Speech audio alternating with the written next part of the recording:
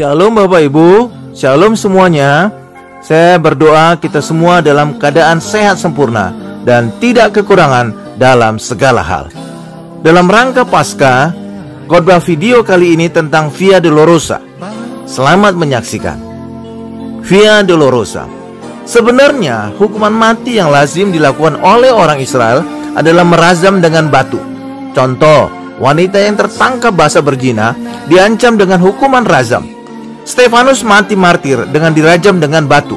Kisah Rasul 7 ayat 58 sampai dengan 60. Secara resmi orang Yahudi dilarang menghukum mati orang. Hanya penjajah Romawi yang boleh melakukannya. Karena itu ketika mahkamah agama di rumah Kayafas menjatuhi hukuman mati kepada Yesus, mereka membawa Yesus ke Pontius Pilatus. Hukuman mati yang biasa dilakukan oleh orang Romawi adalah salib. Itulah sebabnya Tuhan Yesus dihukum mati disalibkan, bukan dirajam dengan batu. Tetapi itu semua sesuai dengan rancangan Allah, karena Tuhan Yesus menebus kita dari kutuk hukum Taurat dengan mati terkutuk di atas kayu salib. Galatia 3 ayat 13. Salib adalah inti dari hukum Taurat, yaitu tiang vertikal mengasihi Allah dan tiang horizontal mengasihi sesama manusia. Via Dolorosa dalam bahasa Latin yang berarti jalan penderitaan adalah sebuah jalan di kota Yerusalem kuno yang diyakini dilalui Yesus sambil memikul salib menuju Bukit Golgota. Jalur yang berkelok-kelok dari Benteng Antonia, yaitu tempat Tuhan Yesus divonis mati disalibkan oleh Pontius Pilatus, ke arah barat menuju Bukit Golgota untuk disalibkan. Sekarang telah dibangun gereja Makam Kudus yang berjarak sekitar 600 meter. Jalur Via Dolorosa yang sekarang ini ditetapkan sejak abad ke-18 menggantikan berbagai versi sebelumnya. Seluruhnya ada 14 stasi atau perhentian. Setiap Jumat, suatu prosesi Katolik Roma menjalani jalur Via Dolorosa. Stasi pertama, Ecce Homo, lihatlah manusia itu. Tembok berbentuk melengkung inilah tempat Pilatus duduk di kursi pengadilan, atau Litos Trotos atau Gabata. Tempat Pilatus menyerahkan Yesus untuk disalibkan. Pilatus mendengar perkataan itu. Ia menyuruh membawa Yesus keluar dan ia duduk di kursi pengadilan di tempat yang bernama Litos Trotos, dalam bahasa Ibrani Gabata. Yohanes 19 ayat 13. Lalu Yesus keluar bermahkota duri dan berjubah ungu. Maka kata Pilatus kepada mereka, lihatlah manusia itu, Ecce Homo. Ketika imam-imam kepala dan penjaga-penjaga itu melihat dia, berteriaklah mereka, salibkan dia, salibkan dia. Kata Pilatus kepada mereka, ambil dia dan salibkan dia, sebab aku tidak mendapati kesalahan apapun padanya. Yohanes 19 ayat 5 sampai dengan 6. Stasi kedua, halaman sekolah Omarie, tempat Tuhan Yesus mulai memikul salib, berjalan menuju ke Bukit Golgota. Firman Allah, sambil memikul salibnya, ia pergi keluar ke tempat yang bernama tempat tengkorak, dalam bahasa Ibrani Golgota. Yohanes 19 ayat 17. Alkitab New King James berkata, Golgota adalah tempat sebuah tengkorak, the place of a skull. Itu tengkorak Goliat yang pernah dipenggal oleh Daud. Tengkorak itu kemudian dikubur Daud di suatu tempat yang disebut Gad Goliat, yang kemudian berubah nama menjadi Golgota. Di sekitar tempat ini ada dua kapel, yaitu kapel pecambukan dan kapel penghukuman Yesus. Juga ada lantai batu tempat Tuhan Yesus diolok-olok oleh tentara Romawi. Firman Allah, prajurit-prajurit menganyam sebuah mahkota duri dan menaruhnya di atas kepalanya. Mereka memakaikan dia jubah ungu, dan sambil maju ke depan mereka berkata, salam hai Raja orang Yahudi. Lalu mereka menampar mukanya. Yohanes 19 ayat 2 sampai dengan 3. Stasi ketiga, Yesus jatuh pertama kali. Tempat Tuhan Yesus jatuh pertama kali ini dipercaya secara tradisi. Yesus sudah tidak kuat lagi karena sebelumnya Yesus dihukum cambuk sehingga mengalami bilur-bilur. Hukuman cambuk ini sebenarnya hukuman mati. Jadi Yesus dihukum mati 2 kali. Oleh bilurnya kita disembuhkan, dan oleh darahnya kita diselamatkan. Itu terlihat pada saat Tuhan Yesus mengadakan perjamuan kudus dengan murid-muridnya. Ketika mereka sedang makan, Yesus mengambil roti, mengucap berkat, memecah-mecahkannya, lalu memberikannya kepada murid-muridnya dan berkata, "Ambillah, makanlah, inilah tubuhku." Sesudah itu ia mengambil cawan, mengucap syukur, lalu memberikannya kepada mereka dan berkata, "Minumlah kamu semua dari cawan ini, sebab inilah darahku, darah perjanjian baru yang ditumpahkan bagi banyak orang untuk pengampunan dosa." Matius 26 ayat 26 sampai dengan 28. Stasi keempat, Kapel Katolik Armenia. Tuhan Yesus berjumpa dengan Maria ibunya. Ini dipercaya secara tradisi. Tidak semua stasi Via Dolorosa adalah gereja atau kapel. Beberapa di antaranya ada di tembok, jalanan becek, serta dekat pasar. Karena itu tidak semuanya bersih. Bukannya orang Kristen di seluruh dunia tidak mampu membeli tempat-tempat ini, tetapi mungkin tidak dijual oleh pemiliknya. Terbukti banyak gereja megah yang telah dibangun di Israel. Apalagi setiap Jumat ada gereja Katolik yang selalu melakukan Via Dolorosa. Kebanyakan tempat yang dilewati Via Dolorosa adalah tempat orang Arab. Yang kelima, stasi kelima, Simon dari Kirene. Prajurit Romawi memaksa Simon dari Kirene untuk memikul salib Yesus. Simon adalah satu-satunya manusia yang pernah memikul salib Yesus secara fisik dan mengikut Yesus. Dia bukan orang Yahudi, tetapi orang Afrika, persisnya orang Libya. Firman Allah, ketika mereka berjalan keluar kota, mereka berjumpa dengan seorang dari Kirene yang bernama Simon. Orang itu mereka paksa untuk memikul salib Yesus. Matius 27 ayat 32. Stasi keenam, Veronika menyekah wajah Yesus. Tempat Veronika menyekah keringat dan darah pada wajah Yesus dipercaya secara tradisi. Veronika adalah salah satu tokoh yang populer di dalam gereja Katolik. Veronika adalah perempuan yang menyekah wajah Yesus ketika Yesus memikul salib ke Bukit Golgota, dan ia mendapatkan gambar wajah Yesus di kain yang ia gunakan untuk menyekah wajah Yesus tersebut. Gambar wajah itu tercetak secara ajaib di kain itu. Ada yang mengatakan bahwa Veronika adalah perempuan yang sakit pendarahan 12 tahun yang disembuhkan Yesus dengan menyentuh ujung jubahnya. Firman Allah, dia sudah mendengar berita-berita tentang Yesus. Maka di tengah-tengah orang banyak itu, ia mendekati Yesus dari belakang dan menjamah jubahnya. Sebab katanya, asal ku jamah saja jubahnya, aku akan sembuh. Markus 5 ayat 27 sampai dengan 28. Hal ini didasarkan atas dokumen yang disebut Akta Pilati. Kesaksian ini ditulis sekitar pertengahan abad keempat oleh sejarawan gereja Eusebius 265 sampai 340 Masehi.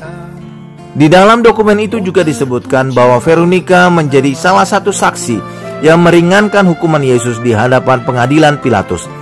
Kesaksiannya terkait dengan kesembuhannya setelah menyentuh ujung jubah Yesus. Namun sayangnya, menurut tradisi Yahudi pada masa itu, suara perempuan tidak diperhitungkan. Jadi, kesaksian yang ia berikan tidak dapat menjadi fakta hukum. Stasi ketujuh, Yesus jatuh kedua kalinya. Peristiwa ini tidak tertulis di Alkitab, tetapi dipercaya secara tradisi. Namun agak aneh tradisi yang menganggap Yesus jatuh lagi dengan memikul salib. Bukankah salib itu telah dipikul oleh Simon dari Kirene? Mungkin Tuhan Yesus jatuh tanpa memikul salib, tetapi jatuh karena Tuhan Yesus sudah sangat lemah. Ketika Yesus dicambuk, dia telah mengucurkan banyak darah dan banyak dagingnya tercabut, sehingga tubuhnya sudah terbuka dan terjadi infeksi. Mazmur menubuatkan, tulangku dapat kuhitung. Mazmur 22 ayat 18. Berarti tulang-tulang Yesus sudah terlihat karena luka-lukanya menganga. Di atas punggungku pembajak membajak, membuat panjang alur bajak mereka. Mazmur 129 ayat 3. Berarti punggung Yesus telah hancur akibat cambukan. Stasi 8, salib kecil di biara Yunani. Di tempat ini Tuhan Yesus melarang putri-putri Yerusalem menangisinya. Firman Allah, sejumlah besar orang mengikuti dia, di antaranya banyak perempuan yang menangisi dan meratapi dia. Yesus berpaling kepada mereka dan berkata, "Hai putri-putri Yerusalem, janganlah kamu menangisi aku, melainkan tangisilah dirimu sendiri dan anak-anakmu. Sebab lihat, akan tiba masanya orang berkata, berbahagialah perempuan mandul dan yang rahimnya tidak pernah melahirkan dan yang susunya tidak pernah menyusui." Lukas 23 ayat 27 sampai dengan 29. Mengapa Yesus melarang orang menangisi dia?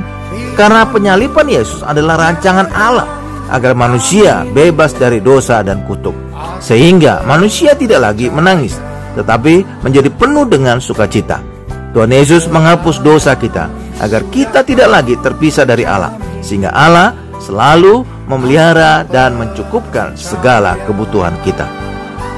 Stasi ke-9, Yesus jatuh ketiga kalinya. Peristiwa ini tidak tertulis di Alkitab, tetapi dipercaya secara tradisi. Seperti juga stasi 7, aneh jika Yesus terjatuh lagi sambil memikul salib, karena Simon dari Kirene telah memikul salib Yesus. Stasi ke-10, teras berlampu. Tempat pakaian Yesus ditanggalkan. Firman Allah, sesudah prajurit-prajurit itu menyalibkan Yesus, mereka mengambil pakaiannya lalu membaginya menjadi 4 bagian, untuk tiap-tiap prajurit 1 bagian, dan jubahnya juga mereka ambil. Jubah itu tidak berjahit dari atas ke bawah, hanya 1 tenunan saja. Karena itu mereka berkata seorang kepada yang lain, "Janganlah kita membaginya menjadi beberapa potong, tetapi baiklah kita membuang undi untuk menentukan siapa yang mendapatnya."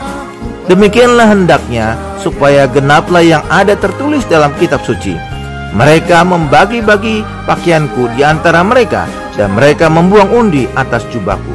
Hal itu telah dilakukan prajurit-prajurit itu. Yohanes 19 ayat 23 sampai dengan 24.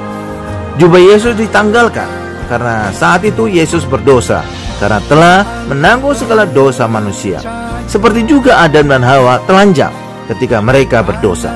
Tuhan Yesus telanjang agar orang yang percaya kepada Yesus menerima jubah kebenaran. Firman Allah, Dia, Yesus, yang tidak mengenal dosa, telah dibuatnya menjadi dosa karena kita, supaya dalam Dia, Yesus, kita dibenarkan oleh Allah. 2 Korintus 5 ayat 21. Stasi ke-11, mosaik Yesus dipaku ke salib. Tuhan Yesus disalibkan pada jam 9 pagi. Firman Allah, hari jam 9 ketika ia disalibkan, Markus 15 ayat 25, dan mati jam 3 sore, Markus 15 ayat 34 dan 37. Itu semua, itu sesuai dengan korban harian orang Israel, jam 9 pagi dan jam 3 sore. Perjanjian lama adalah bayangan, sedangkan Tuhan Yesus adalah hakikat. Ibrani 10 ayat 1. Pada jam 3 sore itu, berserulah Tuhan Yesus dengan suara nyaring, "Eloi, Eloi, lama sabachthani," yang berarti, "Allahku, Allahku, mengapa engkau meninggalkan aku?" Markus 15 ayat 34. Yesus ditinggalkan Allah Bapa karena penuh dosa dari manusia, sedangkan Allah Bapa datang kepada kita, mengasihi dan berkenan kepada kita karena kita telah penuh kebenaran Allah dari Tuhan Yesus. Pilatus menyuruh memasang juga tulisan di atas kayu salib itu. Bunyinya, "Yesus orang Nazaret, Raja orang Yahudi." Banyak orang Yahudi yang membaca tulisan itu, sebab tempat di mana Yesus disalibkan letaknya dekat kota, dan kata-kata itu tertulis dalam bahasa Ibrani, bahasa Latin, dan bahasa Yunani.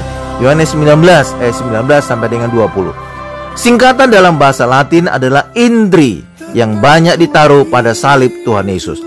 Singkatan yang lebih bermakna adalah dalam bahasa Ibrani, yaitu YHWH, Yahweh. Itulah nama Allah, dan Yesus adalah Allah. Itulah sebabnya imam-imam kepala protes kepada Pilatus dan minta tulisan itu diubah. Yohanes 19 ayat 21. Stasi ke-12, Yesus meninggal di salib. Sesudah Yesus meminum anggur asam itu, berkatalah ia, "Sudah selesai." Lalu ia menundukkan kepalanya dan menyerahkan nyawanya. Yohanes 19 ayat 30. Tuhan Yesus tidak tercabut nyawanya, tapi Tuhan Yesus menyerahkan nyawanya. Tuhan Yesus telah menyelesaikan dan membayar lunas segala dosa kita selamanya. Bagian kita percaya untuk mendapatkan karya salib Yesus. Jangan lagi kerjakan dan membayar apa yang Tuhan Yesus telah kerjakan. Karena itu orang Kristen jangan lagi berkata, kita harus bayar harga untuk diberkati. Yesus telah bayar lunas semua syarat untuk kita diberkati Allah. Sekarang, stasi di bawah salib Yesus ini ada lubang. Para turis bisa memasukkan tangannya ke lubang itu untuk menjamah tanah Golgota pada masa Tuhan Yesus. Stasi ke-13, batu tempat Yesus dikafani. Mayat Yesus diturunkan dari salib, dibungkus dengan kain kafan dan dibubuhi dengan rempah-rempah di batu ini. Firman Allah, sesudah itu Yusuf dari Arimatia, ia murid Yesus, tetapi sembunyi-sembunyi karena takut kepada orang-orang Yahudi, meminta kepada Pilatus supaya ia diperbolehkan menurunkan mayat Yesus. Dan Pilatus meluluskan permintaannya itu. Lalu datanglah ia dan menurunkan mayat itu. Juga Nikodemus datang ke situ. Dialah yang mula-mula datang waktu malam kepada Yesus. Ia membawa campuran minyak mur dengan minyak gaharu, kira-kira 50 kati beratnya. Mereka mengambil mayat Yesus, mengapaninya dengan kain lenan dan membubuhinya dengan rempah-rempah, menurut adat orang Yahudi bila menguburkan mayat. Yohanes 19 ayat 38 sampai dengan 40. Pada saat lahir, Tuhan Yesus dibungkus dengan kain kafan dan dibaringkan di dalam palungan batu. Ketika Yesus mati, ia dibungkus dengan kain kafan dan dibaringkan di dalam kuburan batu. Ini menjadi gambaran Yesus lahir untuk mati sebagai tebusan bagi banyak orang. Matius 20 ayat 28. Allah mengaruniakan Tuhan Yesus, anaknya yang tunggal, sebagai korban penebus dosa, agar setiap orang yang percaya kepada Yesus tidak binasa, melainkan beroleh hidup yang kekal. Yohanes 3 ayat 16. Stasi ke-14 yang terakhir, kuburan Yesus. Firman Allah, dekat tempat di mana Yesus disalibkan ada suatu taman, dan dalam taman itu ada suatu kubur baru yang di dalamnya belum pernah dimakamkan seseorang. Karena hari itu hari persiapan orang Yahudi, sedang kubur itu tidak jauh letaknya, maka mereka meletakkan mayat Yesus ke situ. Yohanes 19 ayat 41 sampai dengan 42. Tuhan Yesus dikuburkan di suatu taman milik Yusuf dari Arimatia.